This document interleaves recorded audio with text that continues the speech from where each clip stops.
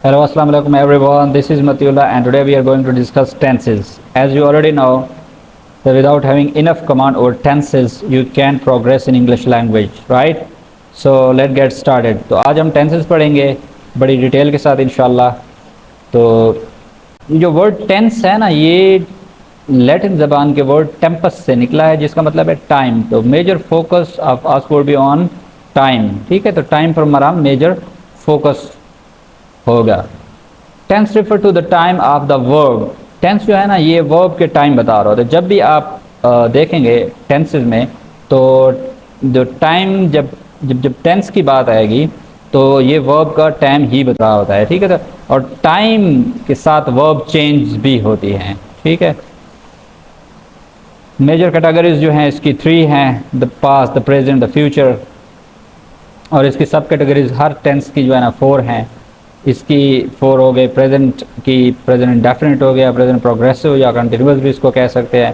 Present perfect tense भी इसकी category है। प्रेजेंट परफेक्ट कंटिन्यूस टेंस भी इसकी कैटेगरी है। लेकिन आप अक्सर स्टूडेंट इसमें उनको इसमें से मिक्स अप हो जाते हैं।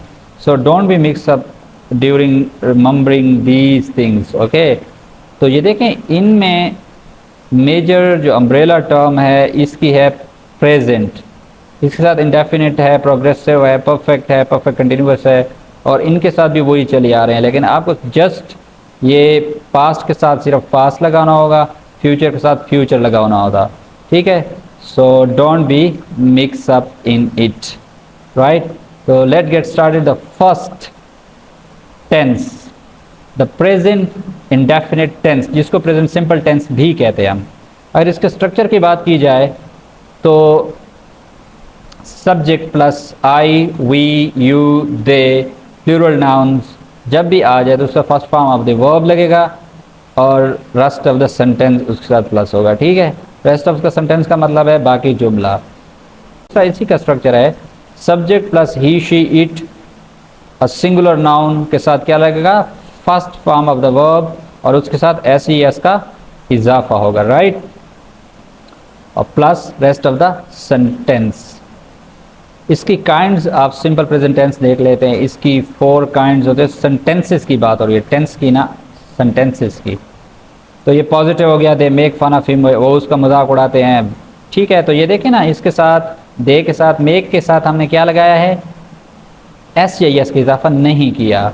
और जब इसको इंट्रोगेटिव या नेगेटिव बताओगे तो इसके साथ क्या लगाओगे, इसके साथ डू का इस्तेमाल होगा। डू जो है, ठीक है। पेंसिल हम उठा लेते हैं ताकि इशू ना बने, राइट। तो इसके साथ क्या लगाते हैं, डू लग जाता है। अभी they do not make fun of him, वो उसका मजाक नहीं उड़ाते हैं, ठीक है। तो ये जो है ना, इसके साथ मेक भी सिंपल फॉर्म लगी हुई है, ऐसी इसका इजाफा नहीं लगा हुआ, फर्स्ट फॉर्म लगी हुई है, और इसका डू लगा हुआ है, राइट। और इसके साथ जब इंट्रोगेटिव बनाओगे तो डू स्टार्ट में आ जाएगा, do they make fun of him, ठीक है। तो ऐसे इसका इस टेंस इस स्ट्रक्चर में इजाफा नहीं होना। अच्छा देखें, ये लास्ट वाली जो है ना, 4th वाली, इसमें मैंने 2 तरीक़ों से लिखा हुआ है। अगर आप do they not make fun of him ये लिखें तो ये भी करेक्ट है, don't they make fun of him ये लिखें तो ये भी करेक्ट है, right. You can use either of them, both are right, okay. He provokes her, अभी सेकंड स्ट्रक्चर की बात करें तो मैंने प्रोवोक के साथ एस लगा दिया क्योंकि ही लगा हुआ है ना, इसलिए। और इसको जब भी नेगेटिव इंट्रोगेटिव या नेगेटिव इंट्रोगेटिव बनाएंगे तो इसके साथ डज लग जाता है। और डज जब भी लगेगा, जिस सेंटेंस में भी लगा हो, तो फिर एस या एस का इजाफा मेन वर्ब के साथ नहीं होता। ये आपने बात ज़हनशीन रखनी है, राइट। इधर देखें, डज ही प्रोवोक हर, क्या उसने उससे इश्तिहाल दिलाया।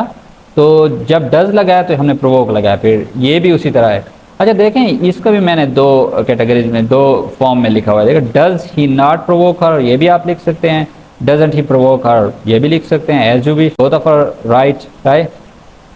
केस नंबर A की तरह। अच्छा, most the super important things are cases, ठीक है। केसेस जो है ना, ये इंपॉर्टेंट चीज़ें जो आजकल टेस्ट में भी आ रही हैं, from the very simple test to CSS, ठीक है। तो ये केसेस एक्चुअल चीज़ें हैं, केसेस। वो तो हमने ट्रेडिशनल चीज़ें पढ़ ली हैं पहले, जो हमें स्कूल्स में, कॉलेजेस में we have studied already. So इनकी तरफ हम अच्छी तरह फोकस करते हैं, right. First case of simple present tense में है कि सिंपल प्रेजेंट टेंस जब भी किसी हैबिट या रूटीन की बात हो रही होगी और एक एक्शन कंप्लीट हो जाए और दोबारा शुरू हो जाए और फिर कंप्लीट हो जाए दोबारा शुरू हो जाए, एक साइकिल चल रहा है एक काम का, रूटीनली या हैबिचुअली, तो वहाँ पे हम क्या यूज़ करेंगे, हम सिंपल प्रेजेंट टेंस यूज़ करेंगे। Let me make you understand from examples, ठीक है। एग्जाम्पल ज़रा देखते हैं। She reads the newspaper daily, वो डेली न्यूज़पेपर पढ़ती है, तो इसका मतलब क्या है, इसका सिंपली है कि उसकी रूटीन है, डेली रूटीन है उसकी, ठीक है। तो ठीक है, you eat meal with your right hand, ये उसकी आदत है, उस सीधे हाथ से खाना खाता है, ठीक है। Your friend drive the car very fast, आपका दोस्त कार बहुत तेज़ चलाता है, ये उसकी आदत बनी हुई है, right.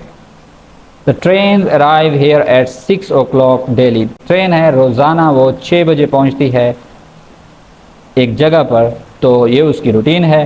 This shopkeeper give short measures, एक शॉपकीपर है वो जो है ना मेजरमेंट में कमी करता है, नाप तोल में कमी करता है, उसकी आदत बनी हुई है। Floods come in this city every year, ठीक है, तो हर साल इस शहर में फ्लड आता है, तो ये भी एक रूटीन की बात हो गई। I get up early every day, ये आपकी आदत हो गई। The travel to the village every week, ये रूटीन की बात हो गई, ठीक है। तो केस 2 की तरफ आ जाते हैं।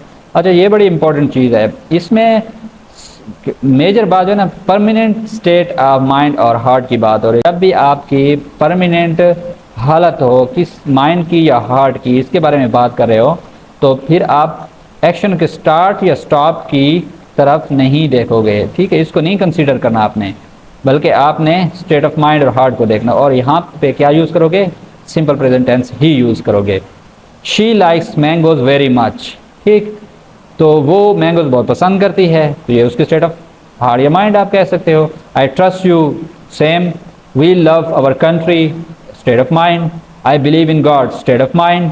ही फील्स फॉर द पुअर, वो गरीबों का दर्द महसूस करता है, तो ये भी स्टेट ऑफ माइंड है। अच्छा, थर्ड केस की तरफ आ जाते हैं। जब भी आप यूनिवर्सल ट्रूथ की बात कर रहे हो या रियलिटी की बात कर रहे हो, तो फिर भी आप सिंपल प्रेजेंट टेंस ही यूज़ करोगे, और इसका भी कोई टाइम पे डिपेंड नहीं होता। 2 and 2 make 4, whether you're in USA, Pakistan, Afghanistan, wherever you are, 2 and 2 make 4, ठीक है। 2 और 2 क्या बनेंगे, वो 4 ही बनेंगे जहाँ पे भी हो आप। A bad workman always blames his tools, जो काम नहीं कर सकते वो अक्सर अपने औजार पे गिला करता है, ठीक है, उनको ब्लेम करता है, इल्ज़ाम लगाता है, ठीक। ये एक ट्रुथ है, रियलिटी है। The sun rises in the east, ये भी एक यूनिवर्सल ट्रूथ है। God help those who help themselves, Allah ताला उनकी मदद कर जो अपनी मदद आप करते हैं, ये भी एक यूनिवर्सल ट्रूथ है।